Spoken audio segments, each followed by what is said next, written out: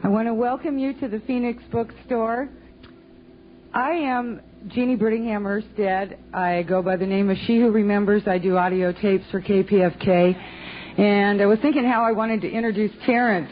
I took my name She Who Remembers because of my love of history and the ancient. And there was a wonderful book about the ancient Anasazi Indians called She Who Remembers. Well, in Terence's tribe, he's got to be He Who Remembers. And I told my kids I was going to see a wonderful storyteller tonight. So I'd like you to all help me in welcoming Terence Mckenna.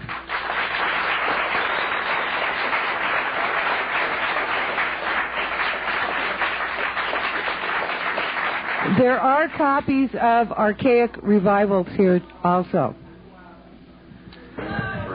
Okay. We'll wake up the world. Well, it's a pleasure to be here. If this is Friday, this must be Santa Monica. It's sort of been that kind of a week. I'm humbled and amazed to see so many people turned out for this.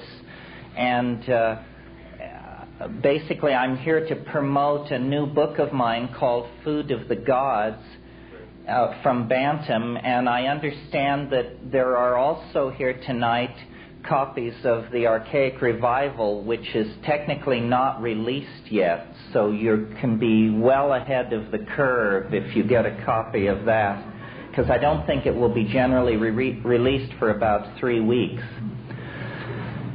So let me just say a little bit about this book that I've been working on for a couple of years, and then we can talk about it for a half hour or so, and then I'll sign copies for the hardcore, so to speak.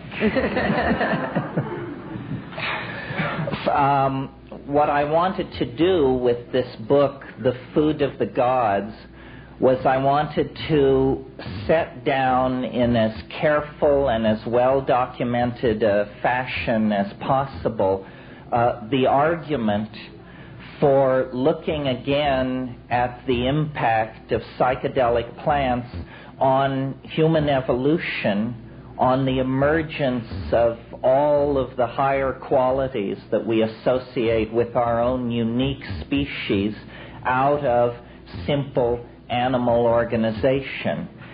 And I wanted to do this not because I wanted to carry out some kind of academic criticism of the orthodox theory of evolution, although that was part of my intent, but really because I felt that if we could change the way we think about how psychedelics were used in the past, it would change the way we think about these things in our present situation. Many of you probably lived through a portion of the 1960s psychedelic revolution, and there psychedelic plants and experiences and drugs were presented sort of as instantaneous psychotherapy.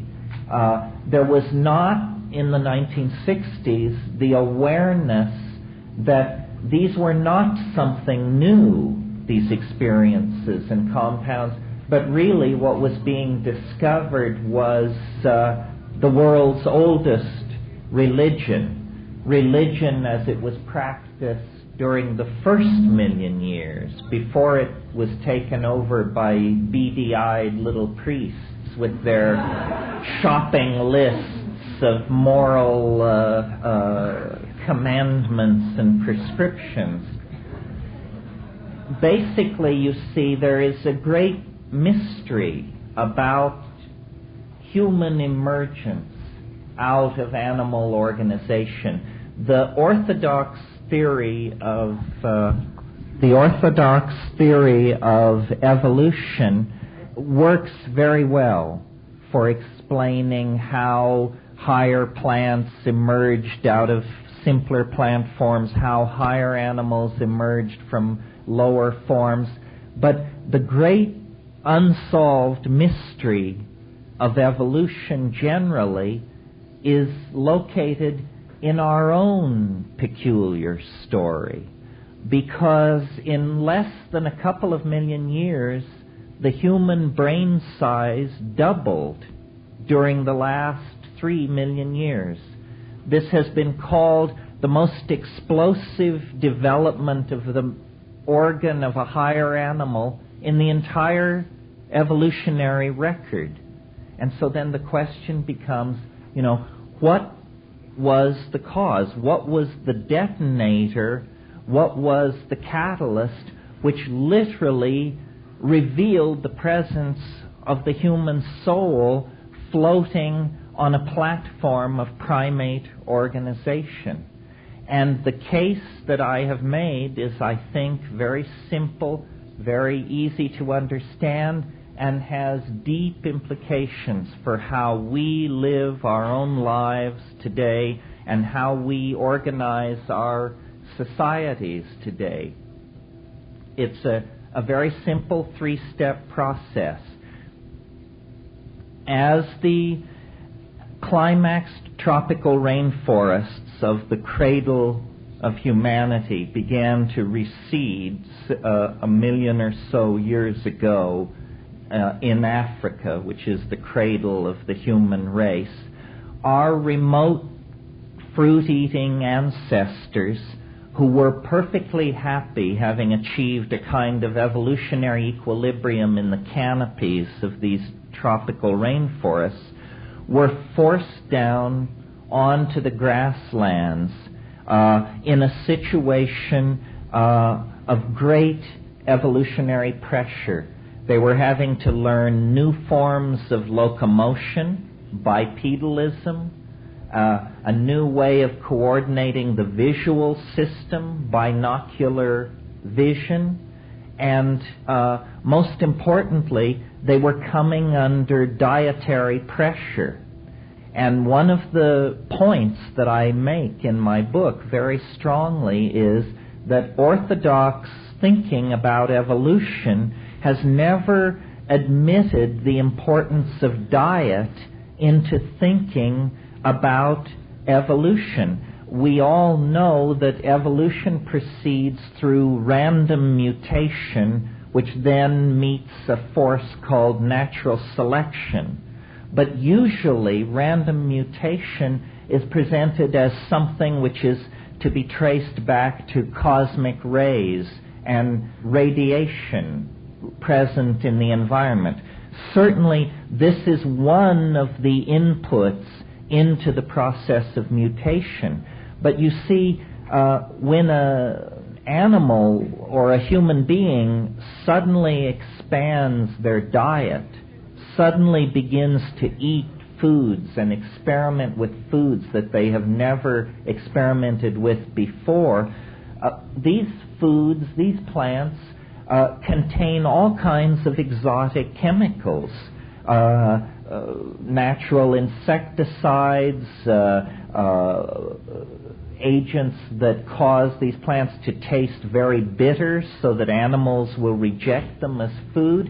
And these chemicals are mutagenic agents.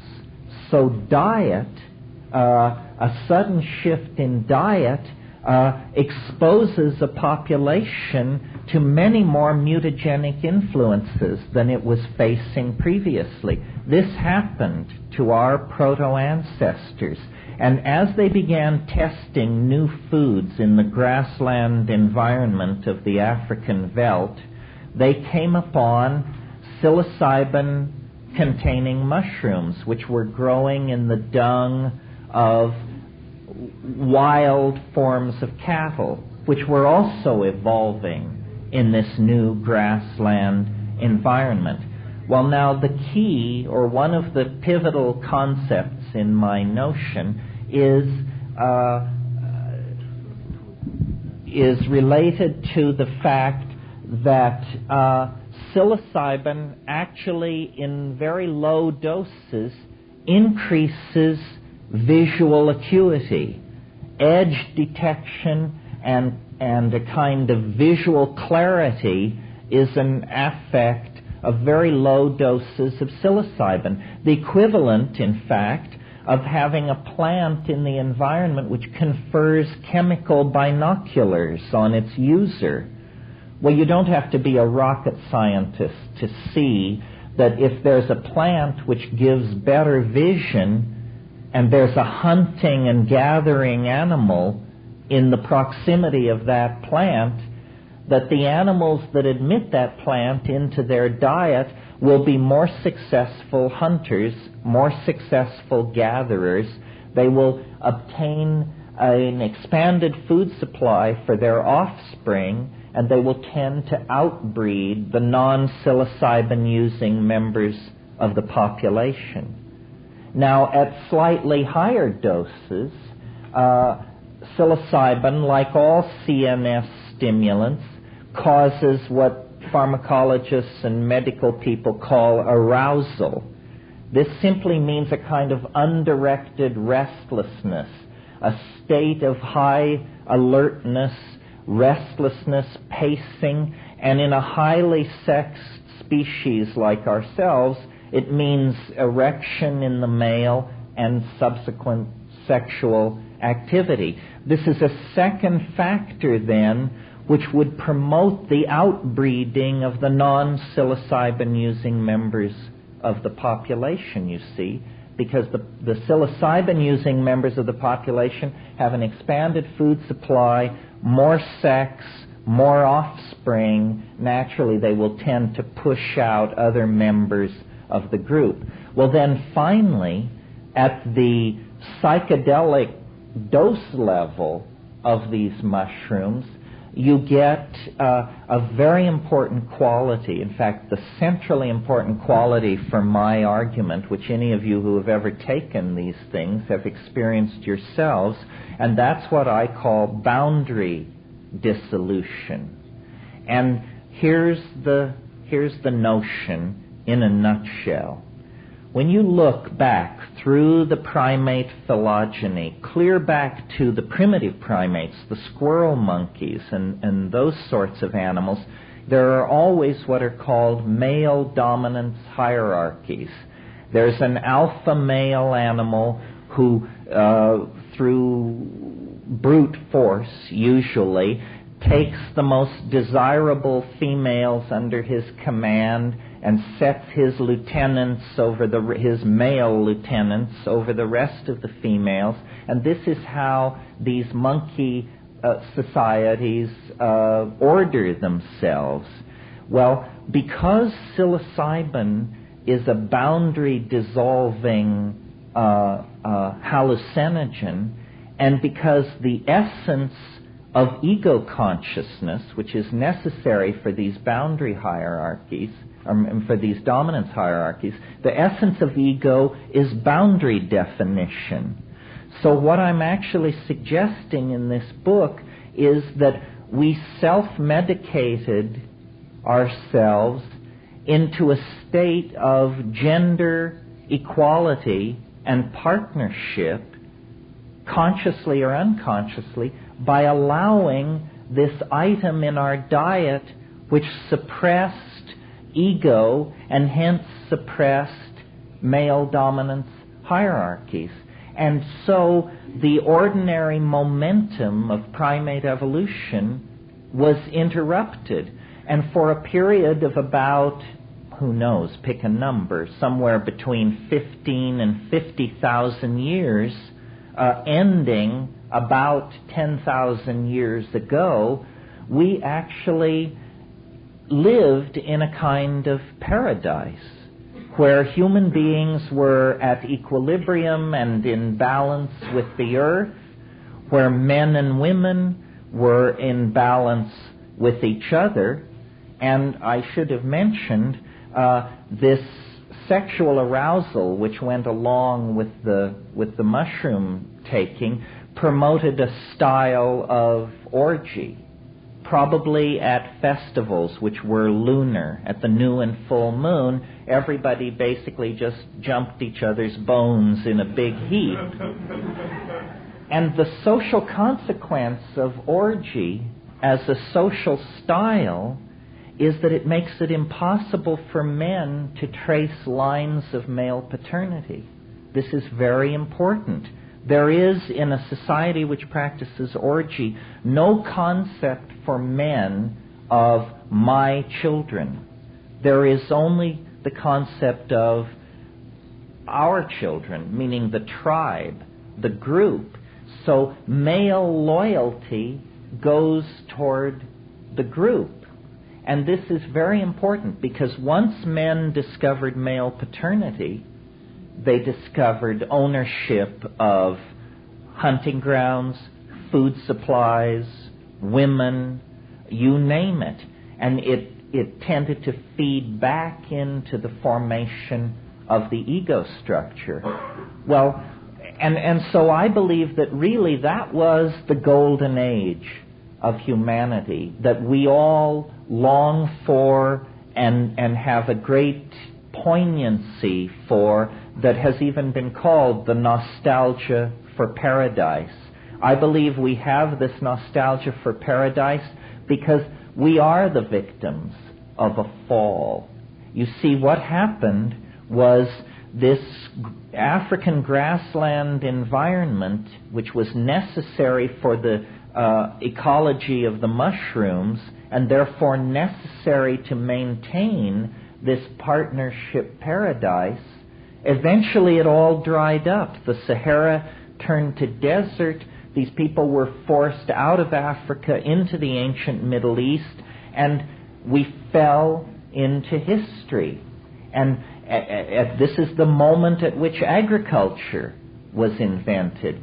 Agriculture, because you have to stay in one place and tend the crops and defend the surplus of these successful agricultural efforts, means the end to nomadism. It means the birth of cities. It means the creation through surpluses of classes of those who have and those who have not. It promotes kingship. It creates the need for standing armies. You can tell the drift here. All the institutions that we associate with male oppression, with hierarchy, with dominance, come into play at that point. So I don't want to spend too much time on this, but just in a nutshell, that situation is the situation in which we were born and came to consciousness. The paradisical situation of gender partnership that then dissolved.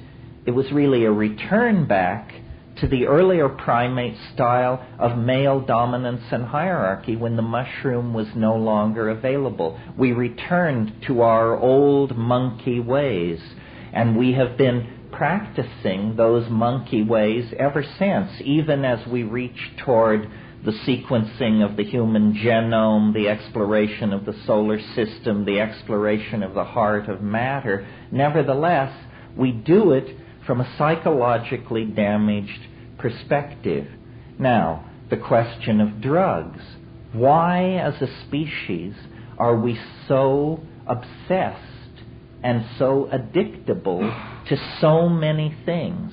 There are a few animals who will break into a compound for fermented fruit or something like that, but we addict to dozens of substances and behaviors. Well, I believe that you can make an analogy to a person who was abused or traumatized as a child. The entirety of human history has been acted out in the light of the traumatic severing of our connection into the Gaian mother goddess planetary matrix of organic wholeness that was the centerpiece of the psychedelic experience back in the high Paleolithic.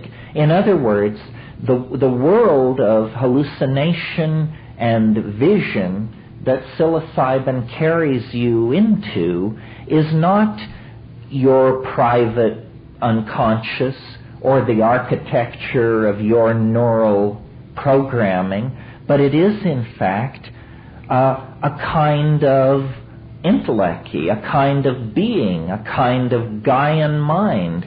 For Paleolithic human beings, it was the great goddess.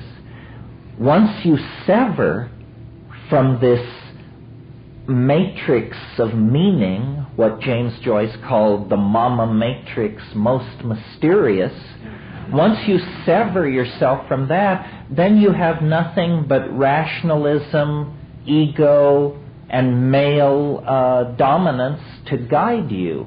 And that's what has led us into the nightmarish labyrinth of technical civilization, overpopulation, classism, racism, sexism, propaganda, so forth and so on. All the ills of modernity. So I wrote this book making this argument because I believe that if we could import into straight society, almost as a Trojan horse, the idea that these psychedelic compounds and plants are not aberrational, they are not pathological, they are not some minor subset of the human possibility that only freaks and weirdos become involved with, but rather they are in fact the catalyst that called forth humanness out of animal nature. If we could entertain this as a possibility, it would change the way we think about so-called primitive societies, shamanism, the psychedelic experience, society's efforts to control and eradicate these substances. And I believe that we are really in a race on this planet now between education and disaster. And it is the momentum of the ego that threatens to shove us over the cliff into Armageddon. Famine, overpopulation, you can kiss goodbye to democratic values. We are all going to live in an Orwellian anthill if we don't, what? Change our minds. We have to change our minds on a dime. I'm not talking about a 500-year program to slowly straighten things out. We have, I believe, less than 30 years to come to terms with the dissolving ozone hole, the toxification of the oceans, the greenhouse effect, the spread of epidemic disease, the rise of fascism, the relentless efforts of the free marketeers to deal products in every corner of the planet. We must change our minds. And what we have to do is have recourse to these same shamanic plants and shamanic practices that allowed our remote ancestors to come to terms with the mystery of being and their situation on this planet vis-a-vis the rest of nature. So I think it's very important at this time to make this argument as clearly as possible, to launch the idea into society and let argument and debate rage. Now, you may think that I'm proposing blowing up some already existing edifice of theory about how human beings came to be. This is not the case. As a matter of fact, orthodox anthropology hasn't a clue. We are the fly in the soup of natural science's explanation of the evolution of species. It's easy to understand how one kind of hummingbird emerges from another. It's not very easy to understand how creatures that build something like Los Angeles can emerge out of creatures who hunt ants by sticking grass stems down their holes, you know. We represent some kind of primary break with nature at the animal level. And I believe it's because we have a symbiotic relationship with all of nature. We are wired for this. There are drug receptors in our brains, in our physical brains, that have been carried along for 1,000 generations without really being called into use. But now is the time. If we really believe that these things expand consciousness, then we must study them, use them, apply them, because it's the absence of consciousness that is creating a terminal crisis, not only for us as a species, but for every living thing on this planet. And I think the psychedelic experience is as much a part of being alive as sexuality, language, the things which fulfill us and give meaning to the human experience are left incomplete and impossible to assimilate if we don't place the capstone on the edifice of our being in the world. And the capstone on that edifice is our right, our obligation, and the privilege of dissolving our ordinary ego boundaries and merging with the mind and purpose of the planet. And this is what I was trying to say in the book, and this is what I hope I'm able to communicate to you this evening. Very well. Thank you very much.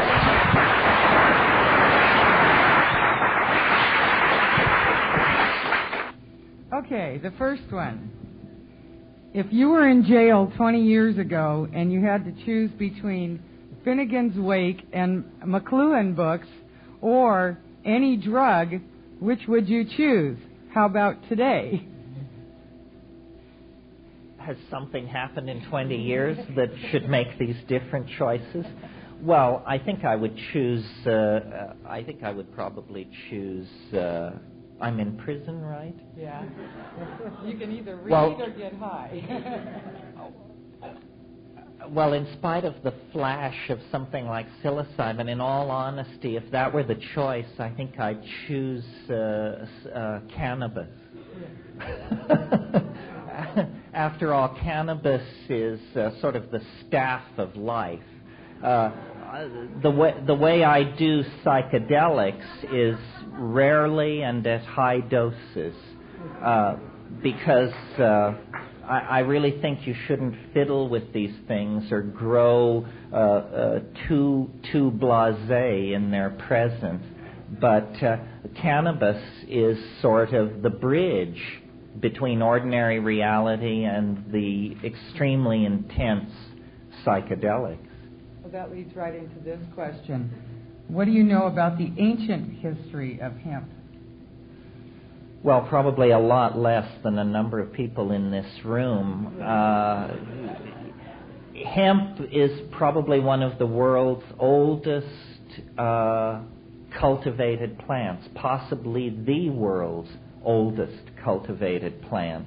And one of the interesting things about hemp, which I discuss in The Food of the Gods, is the way in which words, hemp was always a source of fiber as well as drugs.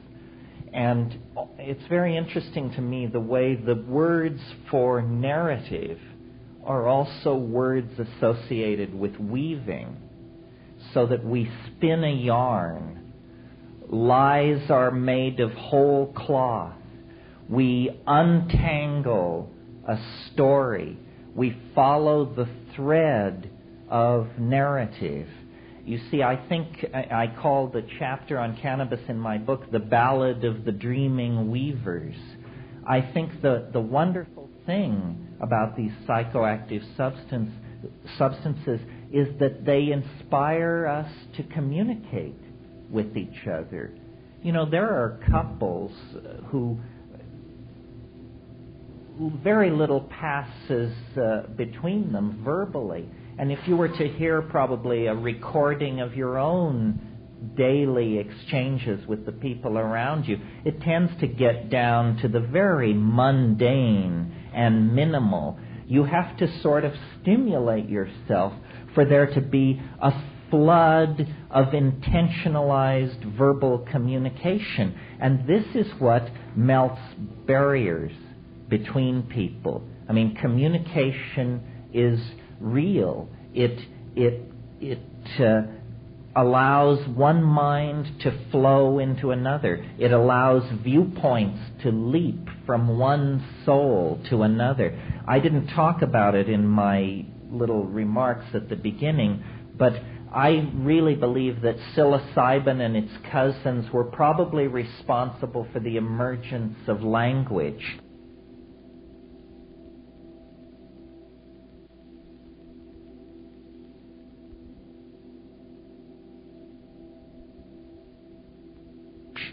That this, if you wanted to look for the thumbprint of the goddess on being, the phenomenon to look at is human language.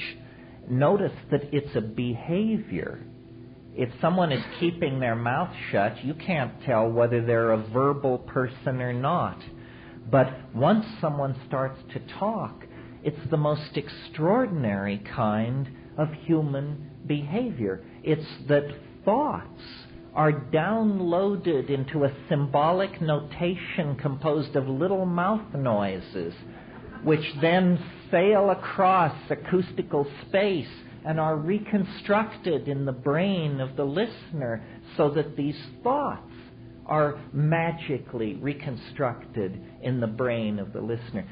We take this for granted, but when you analyze it, it's an extraordinarily mysterious, almost you could say supernatural power, which we all exercise all the time. And I believe that this is something which these psychedelics kick-started in the neural architecture of our remote ancestors.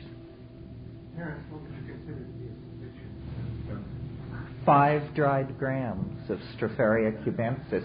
And what I would urge you to do is, if you think you're a sophisticate, buy a scale and weigh the dose that you've been calling good enough.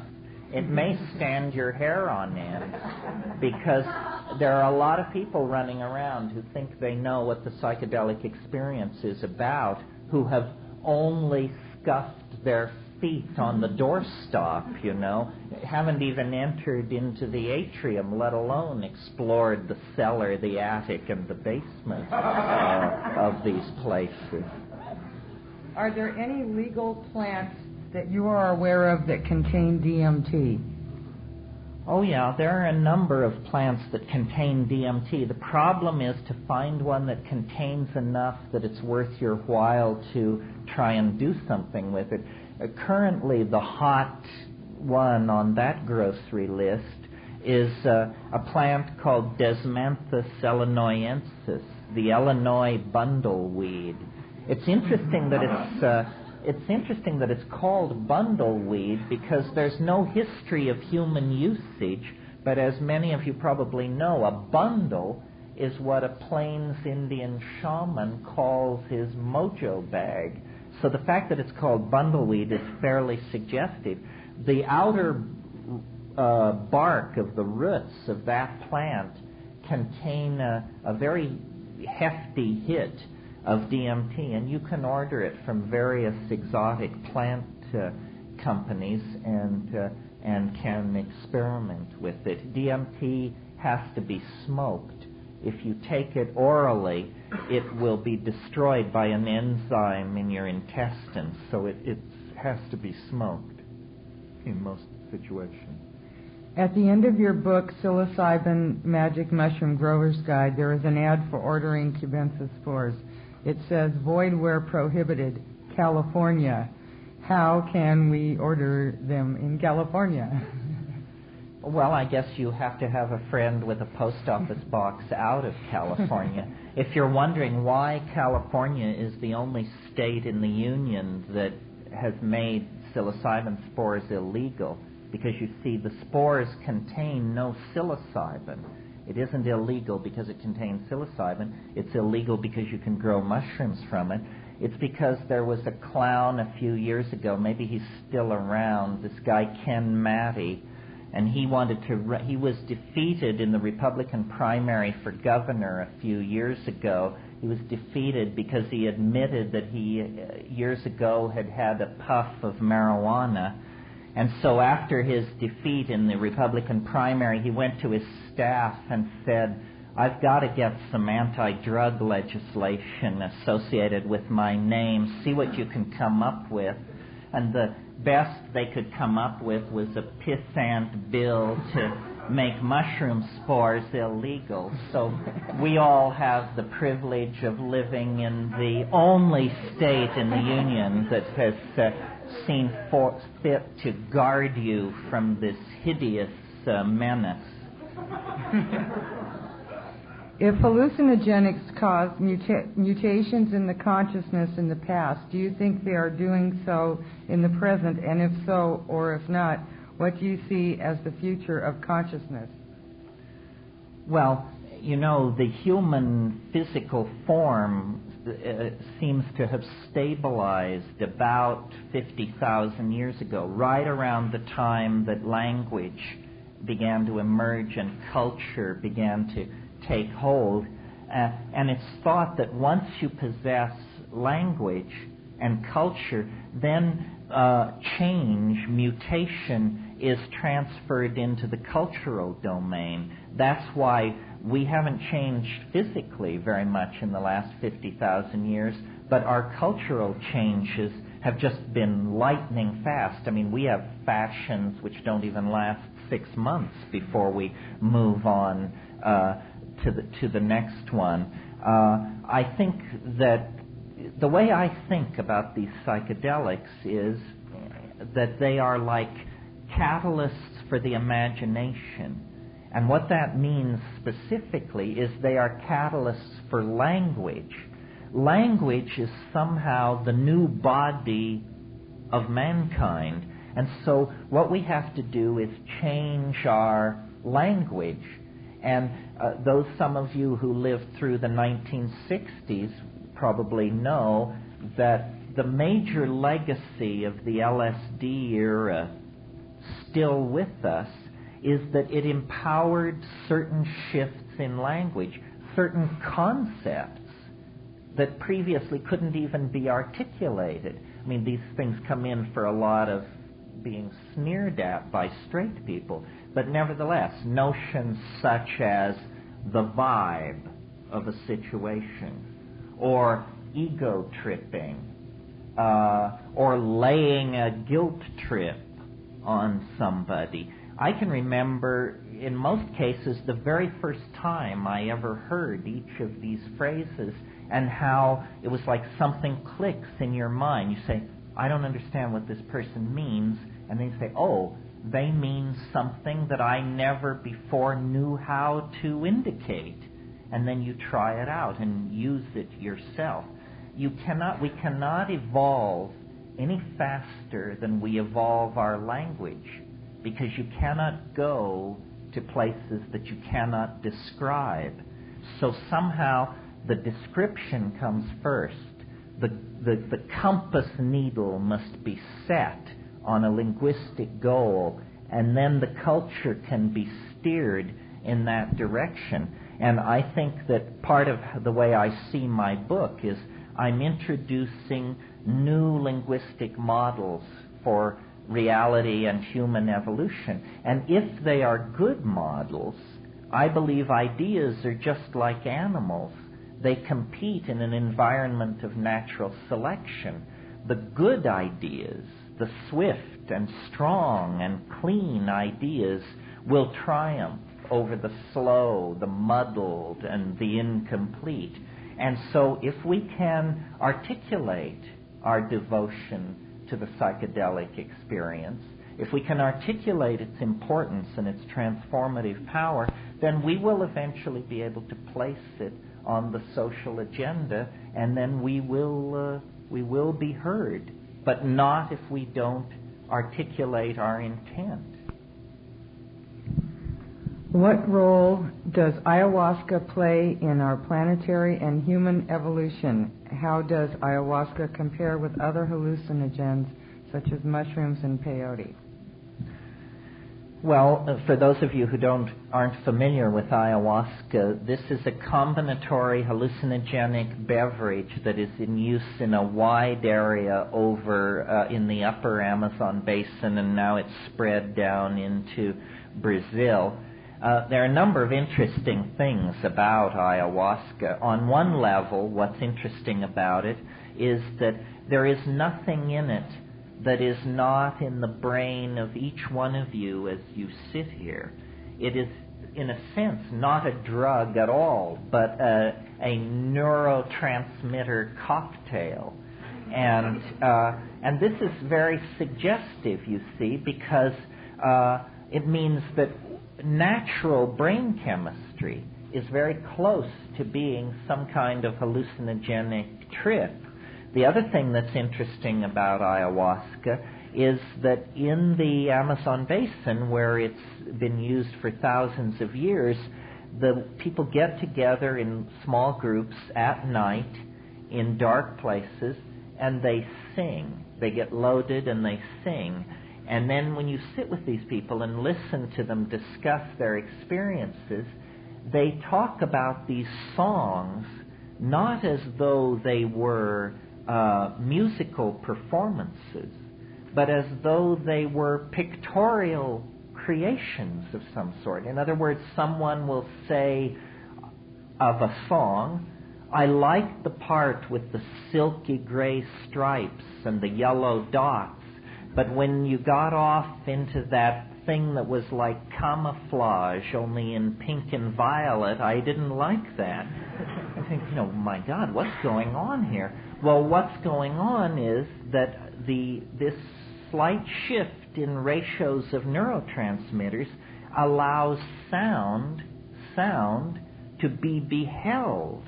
This is the nature of this experience. So these people sing these songs, but the recipient of this theatrical performance sees a kind of sculptural modality come into being. Well, if you can see what someone else is seeing, if you can have someone else's point of view, in a very real sense, you are that person. We say to stand in somebody else's shoes means to be them. So a naive person, or at least I thought, in thinking about telepathy before I went to the Amazon, that telepathy would be hearing somebody else think. That's not what telepathy is. Telepathy is seeing what somebody else means.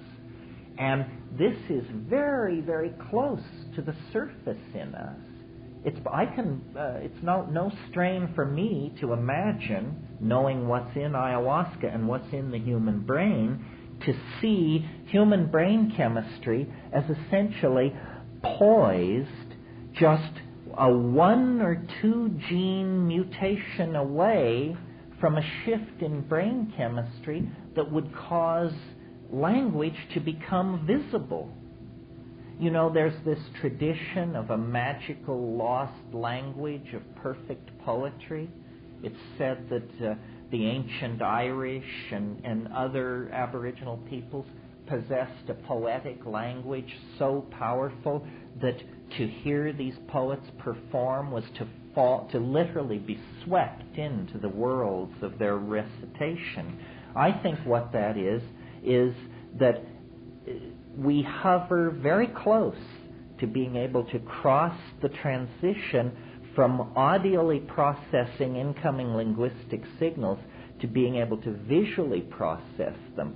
And when you can visually process them, when you can visually process someone's linguistic intent, you are much more in tune with them, much more intimately involved in their meaning than if you simply hear what they say.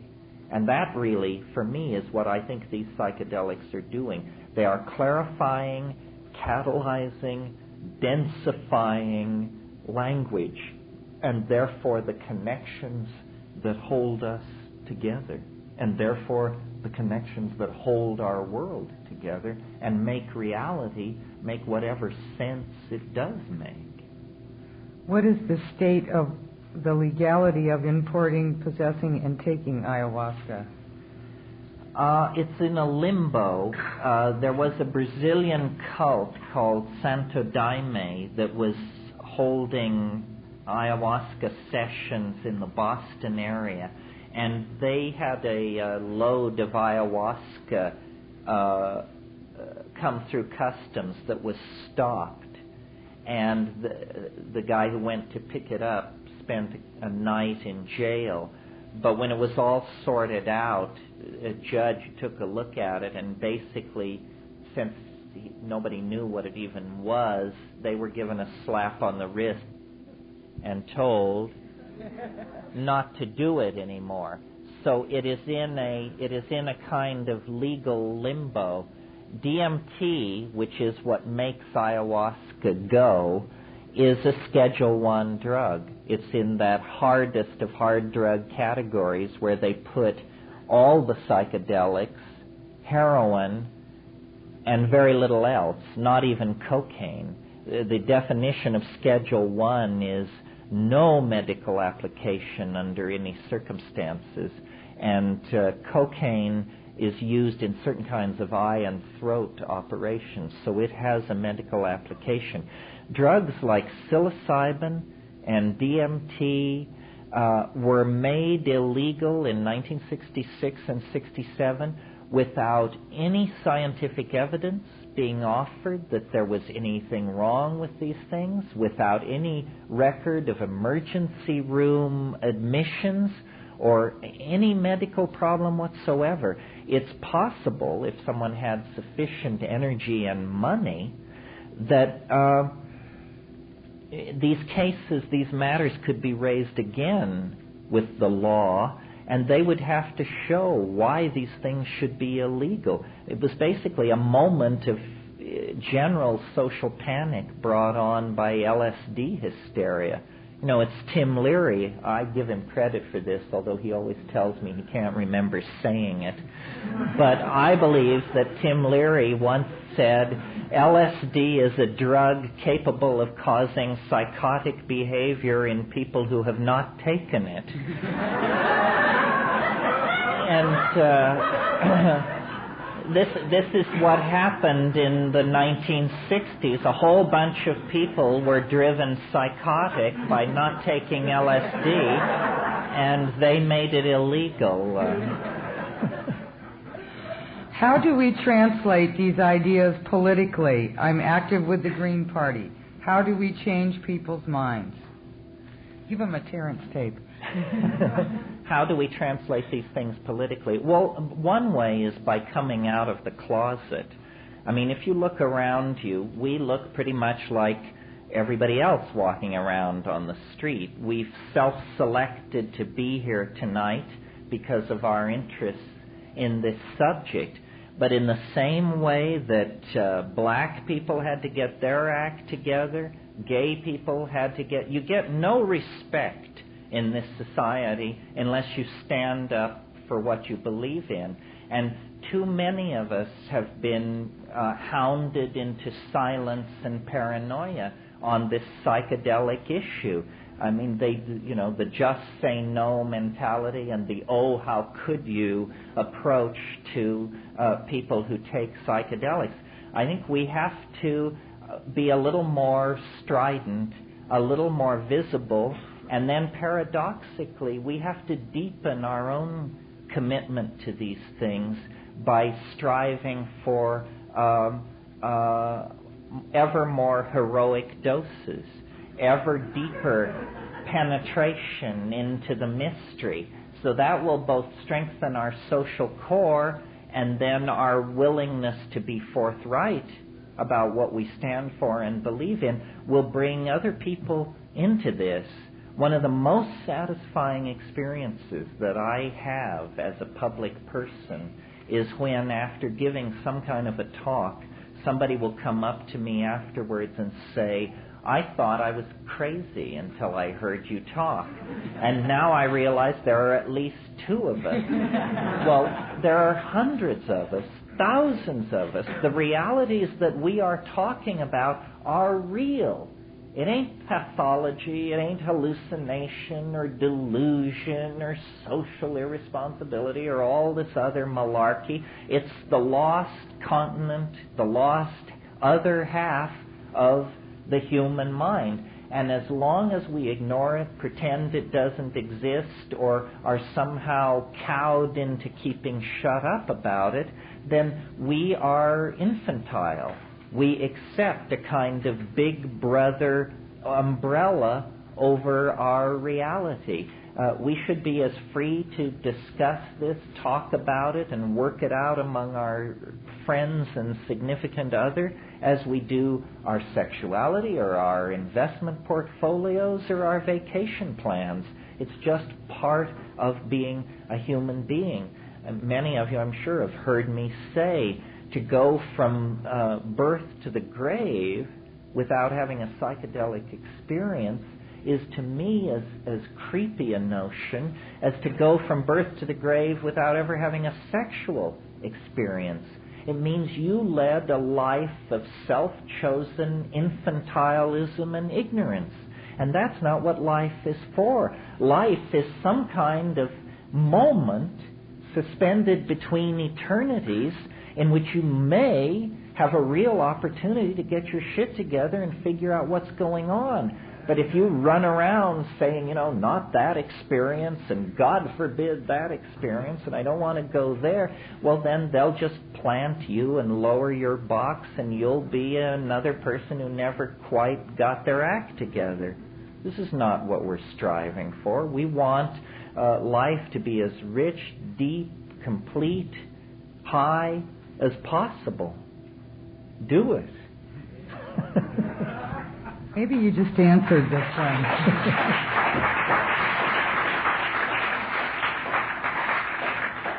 What are the things that give meaning to the human experience? Oh, sex, drugs, and rock and roll. And higher mathematics. Do you think hallucinogenics should be used for initiating young people into adulthood? Well, you mean like some kind of initiation into puberty, as in Aboriginal societies? I think one of the things that we can do is get straight with our children about this. And one of the most, to me, disappointing, I don't know if disappointing is the word, but anyway, it's very bad to encounter hip people who say, gee, we'd like to twist up a bomber and get you loaded. Can you wait till the kids are in bed? In other words, these people are living some kind of schizophrenic existence. They can't get straight with their own children about their relationship to consciousness alteration. And I think that what we need to do is be able to be proud enough and forthright enough about what we're doing to hand this stuff on to our children in a responsible manner.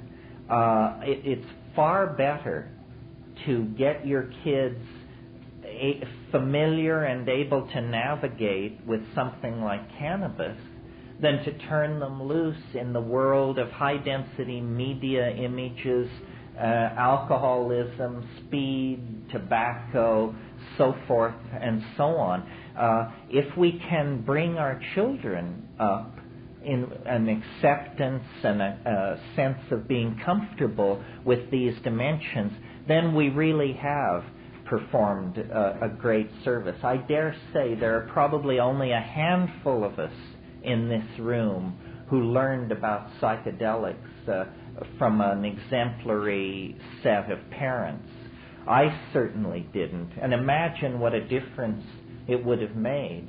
So this is something we can do for our children. As to what age, under what conditions, this has to do with, your style, your kid's style, so forth and so on. But as long as we're so guilt-riddled and and off balance on this issue that we can't even admit to our kids what we're doing, why I think the establishment is going to have us right where it wants us.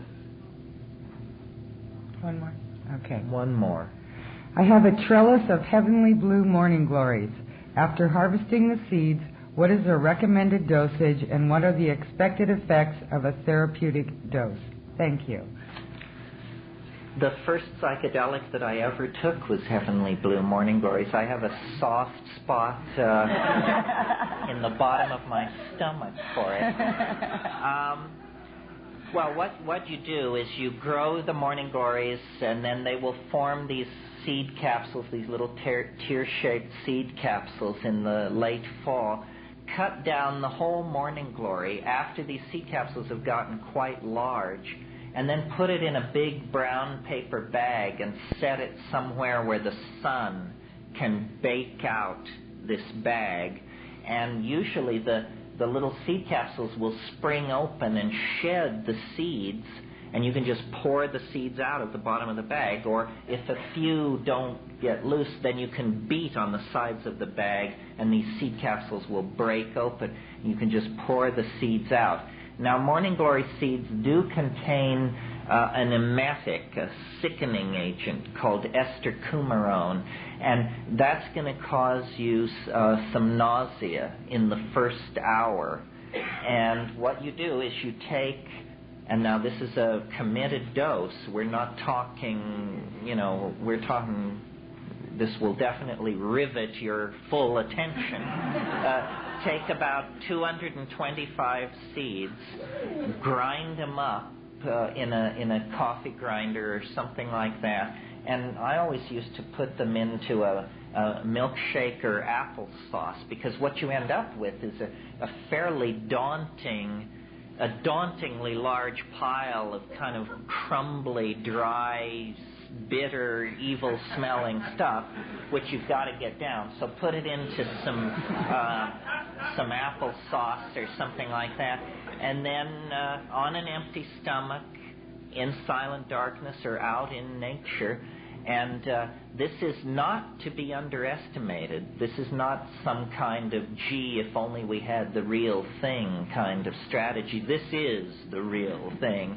And wonderful hallucinations of, in my case, the motifs of the Toltec and Aztec civilization that actually utilized these things, which, raises other questions we could discuss another time. But that's a word of caution. Don't go out now and buy a bunch of packages of these morning glory seeds and grind them up and take them, because these weasels who sell these seeds have soaked them all in a poison.